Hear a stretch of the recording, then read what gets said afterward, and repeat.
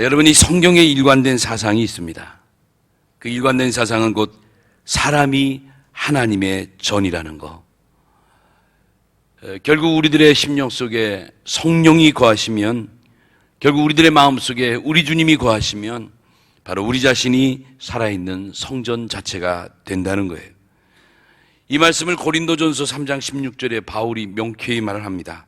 너희는 너희가 하나님의 성전인 것과 하나님의 성령이 너희 안에 계시는 것을 알지 못하느냐. 우리가 곧 성령이 거하시는 거룩한 성전이라는 거예요.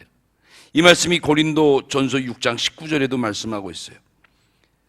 그런데 우리 이 마음의 집을 성령이 지배하시고 성령이 함께 하시면 바로 우리가 거룩한 성전이 되지만은, 그러나 우리 마음의 집에 성령이 아닌 바로 이 귀신이, 어둠이 역사하게 되면 우리 인간은 어떻게 되죠? 졸지에 귀신의 집이 되고 만다는 거예요. 저는 오늘 이 말씀을 가지고 크게 두 가지를 한번 생각해 보건데, 첫째, 오늘 이 본문에 나오는 빈집이 의미하는 것이 무엇인가? 오늘 이 본문에 나오는 빈집이 무엇을 의미하는가? 이것을 여러분 먼저 살펴보려고 해요. 오늘 이 본문 누가복음 11장 마지막 부분 25절에 보면 그런 말씀이 있습니다. 내가 가서 보니 그 집이 청소되고 수리되었거늘. 어떤 주인이 자기 집을 나갔는데, 나갔다 한참 돌아다니다가 다시 자기 집에 돌아와 보니까 그 빈집이 오히려 깨끗이 청소되고 다 수리가 돼 있다는 거예요. 여기에 그 집이 깨끗이 청소되고 수리되었다는 것은 뭐예요? 비어있는 집이 그렇게 됐다는 거예요. 그럼 여기 본문에 나온 빈집이 뭔가? 저는 두 가지로 이 빈집을 해석하고 싶어요.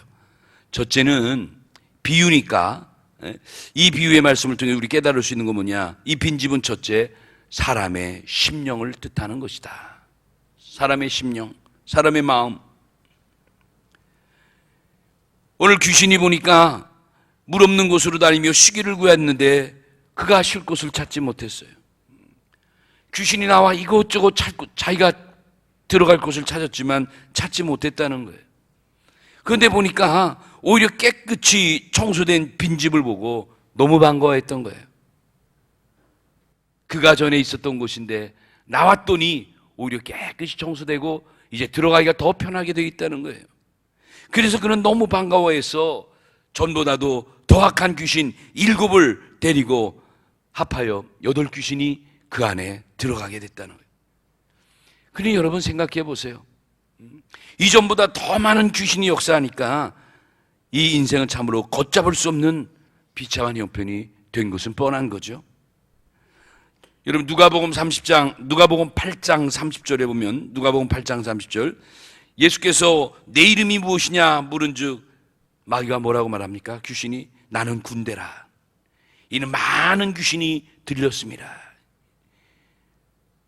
바로 이 빈집의 결국은 수많은 귀신들이 군대를 이루면서 오히려 점령하고 말았다는 이야기예요. 여러분 오늘 이 말씀이 주는 시사성이 있습니다. 메시지가 있습니다. 오늘 우리도 우리의 심령에 정말 성령이 충만하지 않으면, 우리들의 마음속에 정말 하나님의 거룩한 은혜가 가득 차 있지 않으면 말 그대로 우리들의 심령이 빈집이 될 수 있다는 거예요. 그래요. 내 마음에 참된 주인이 오직 성령께서, 주님께서 내 마음을 지배할 때 우리가 참된 성전이 되는 거지, 우리의 심령이 그만 사단 마귀에게 빼앗겨 버리면 우리의 몸도 우리의 삶도 결국 사단 마귀의 범주에 벗어날 수가 없다는 거예요. 두 번째로 이 빈집이 무엇인가? 이 빈집은 예수님을 영접지 않은 악한 세대의 영적 상태를 의미한다.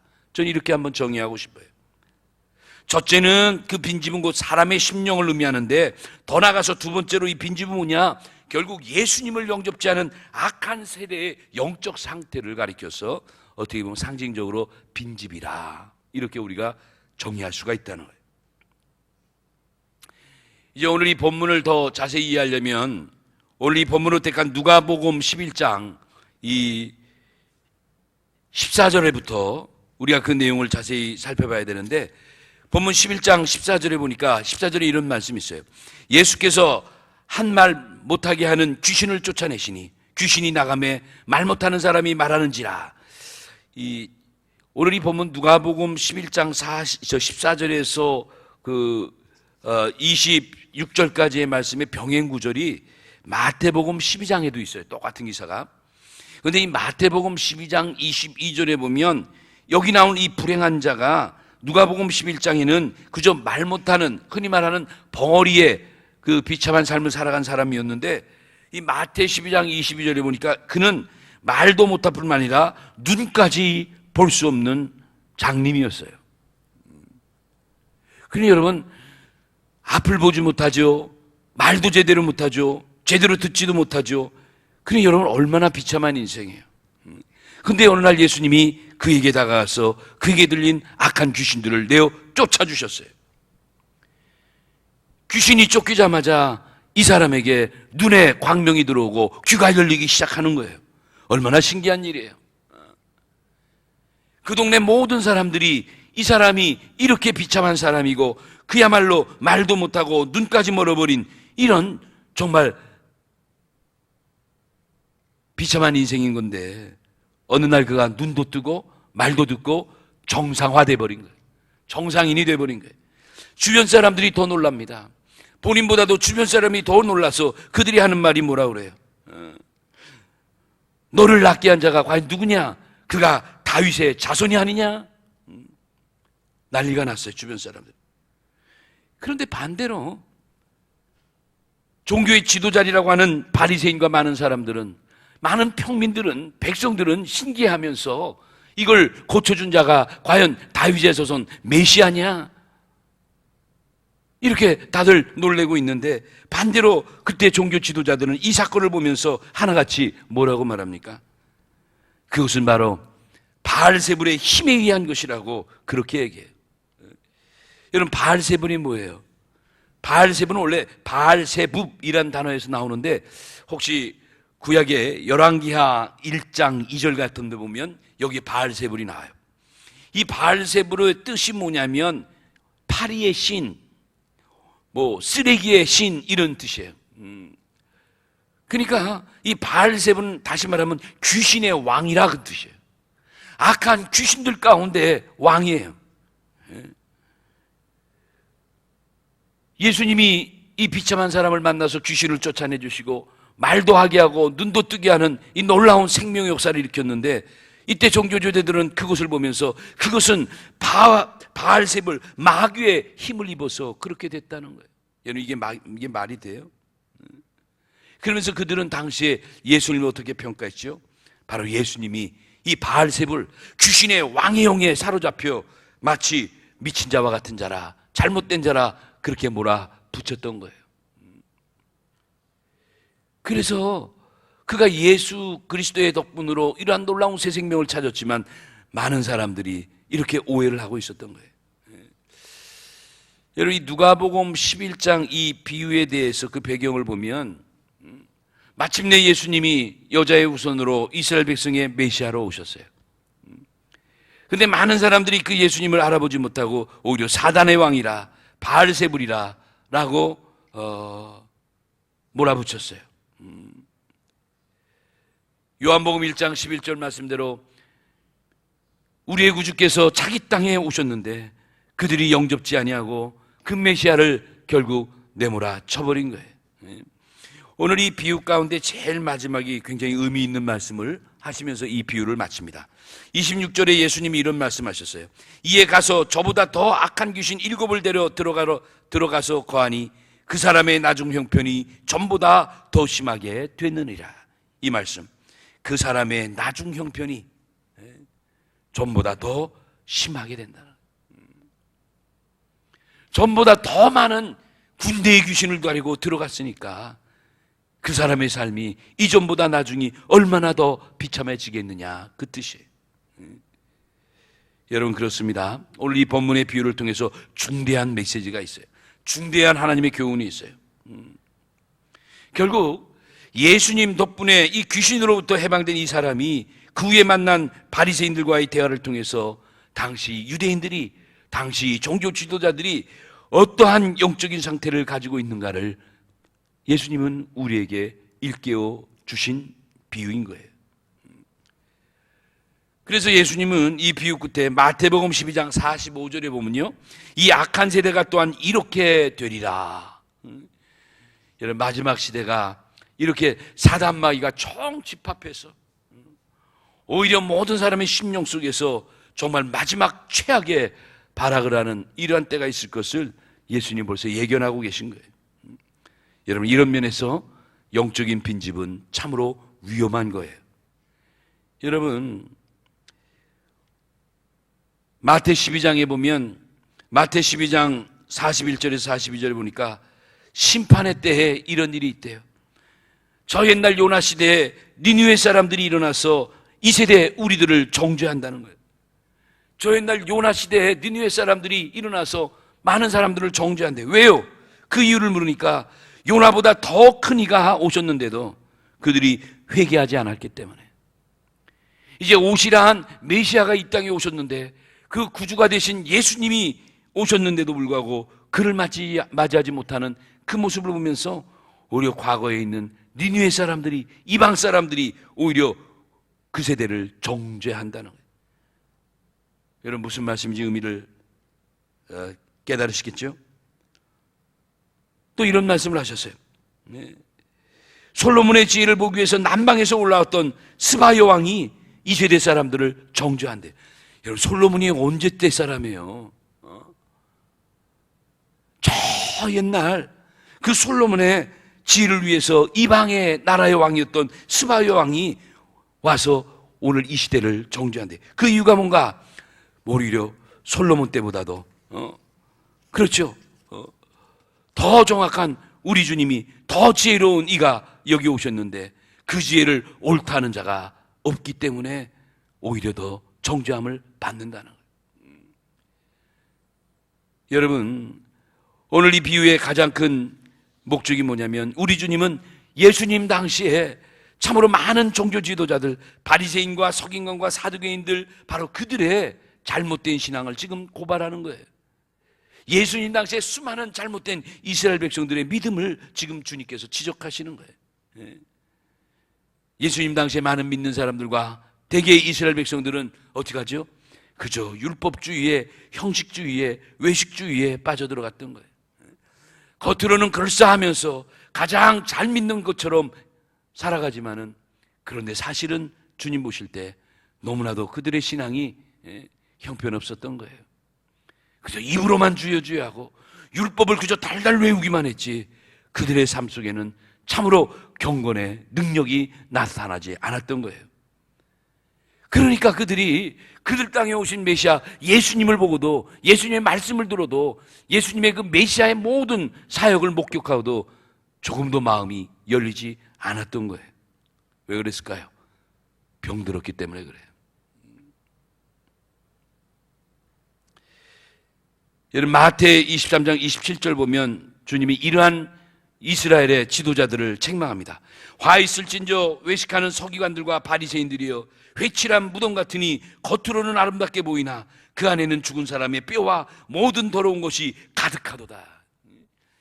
예수님 당시에 많은 종교 지도자들을 향해서, 또 유대교 사람들을 향해서 너희는 마치 회칠한 무덤 같다. 여러분, 회칠한 무덤이 뭐죠? 우리는 이제 그 분봉을 쓰는 문화니까 회칠한 무덤이라는 의미를 잘 이해하지 못해요.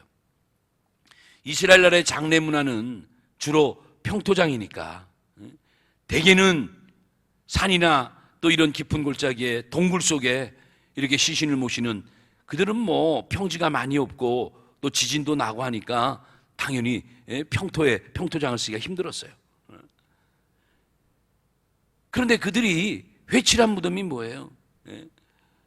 어떤 조그만한 동굴 같은 거를, 산속에 조그만한 굴을 발견하면 여기를 자기의 가족장으로 해서 그것을 사가지고 자기들의 조상들과 부모들의 시신을 그 굴 속에다 모시는 거예요. 이름하여 가족장이에요. 그런데 그 굴 속에 입구를 짐승이나 또는 사람의 손을 타지 않기 위해서 구멍을 막습니다. 커다란 돌을 가지고 그 굴의 입구를 막게 하는 거예요. 막을 때 그 틈새가 나니까 그 틈새에 회를 치라는 거예요. 회치를. 그래서 그 돌무덤 안에 아무도 못 들어가고 또 들어갈 틈새를 회로 다 막음으로 인해서 짐승이나 벌레나 여러 가지 침투하지 못하도록 그렇게 하는 거예요. 그러니까 겉으로 볼 때는 멀쩡해요. 그런데 그 안에 몇 달, 몇 년이 지나 봐요. 그 안에 썩어 있는 그 성장들의 그 악취, 그 더러운 것 말할 수가 없는 거죠. 말 그대로 사망의 세계가 그 안에 집혀 있음에도 불구하고 회칠한 무덤은 겉에 볼 때는 그저 깔끔하고 느낄 수가 없는 거죠. 주님은 바로 당시에 이스라엘 백성들의 신앙을 바로 회칠한 무덤으로 비유를 하신 거예요. 뭘 의미합니까? 겉은 멀쩡한데, 겉은 번지르한데, 겉으로는 아름답게 보이는데 속은 전혀 아니다, 그 뜻이에요. 여러분, 오늘 우리도 신앙생활 할 때 이 말씀이 우리에게 참으로 도전이 돼야 돼요. 도전이 돼야 돼요. 우리가 정신을 차리고 믿음 생활하지 않으면, 내가 정말 정신을 차리고 내 영적인 관리를, 내 내부 관리를 잘하지 아니하면 주님이 우리를 어떻게 해요? 너도 회칠한 무덤 같은 자라고 우리에게 책망을 할 수가 있다는 사실이에요. 그러니까 예수님이 오늘 본문 가운데도 바로 그런 말씀이에요. 빈집이었지만 들여다보니까 그 빈집이 청소도 돼 있고 수리도 잘 돼 있고 잘 정돈돼 있고 하니까 사단마귀가 내가 들어가면 좋겠구나, 이전보다 더 편리하겠구나, 아무 방비가 없고 아무 막힘이 없는 그 빈집에 이 마귀떼들이, 군대 마귀들이 오히려 들어갔다는 거예요. 주님이 뭐라고 말했죠? 그들이 들어가야니 그 사람의 나중 형편이 전보다 어떻게 되겠느냐. 더 심각한 거죠. 여러분, 우리가 믿음 생활 잘하면서 우리가 성령의 은혜를 갖고 살아가지만 그럼을 통해서 우리가 더욱더 날마다 시간마다 새로워지고 더욱더 내 영성이 깊어지고 내 속사람이 더욱더 강건해지는 역사가 있어야 될 텐데 그 관리를 하지 못하면, 이른바 이 영적인 관리를 하지 못하면 여러분 어떻게 되는 거예요? 조금 전에 말씀을 드렸어요. 이스라엘 백성이 하나님의 언약을 이루면서 꿈에도 그리는 젖과 꿀이는 가나안 땅을 허락받았지만 그 언약을 성취했어요. 하나님의 약속은 분명히 이루어 주셨어요. 근데 문제는 그 이후예요. 가나안 땅 들어간 그 이후 결국은 그들이 어떻게 되죠? 빼앗기잖아요. 조금 전에 말씀드렸죠. 남조 유다와 북조 이스라엘이 바벨론과 아수르 신흥제국에 의해서 하나님이 주셨던 약속의 땅을, 하나님이 허락하신 그 거룩한 축복의 기업을 빼앗기고 그들이 다 포로로 잡혀갔어요. 뭘 의미하는 거예요? 오늘날도 우리가 우리의 영성을 제대로 관리하지 못하면 결국은 오히려 비참한 존재가 될 수 있다는 주님의 경고예요. 사랑하는 여러분, 히브리 6장에 이런 말씀이 있어요. 히브리 6장 4절로 6절 말씀인데 참 중요한 말씀인데 혹시 여러분 꼭 기억하세요. 히브리 6장 4절로 6절에 이런 말씀이 있어요.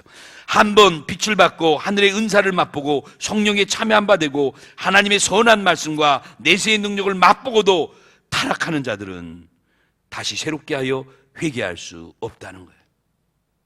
그리고 그들이 하나님의 아들을 다시 십자가에 못 박아 드러내어 욕되게 하는 자들이라고 말씀해요. 얼마나 무서운 말씀이에요. 저는 이 히브리 6장 말씀을 읽으면서 소름이 다 끼쳐요. 한번 빛을 받고 하늘의 은사를 맛보고 성령에 참여한 바가 되고 하나님의 귀한 말씀과 내세의 능력을 맛보고도 정신 차리지 못하고 깨닫지 못하고 우리가 영적 관리를 하지 못하면 오히려 어떻게 되죠? 더 비참한 자가 되고 만다는 거예요.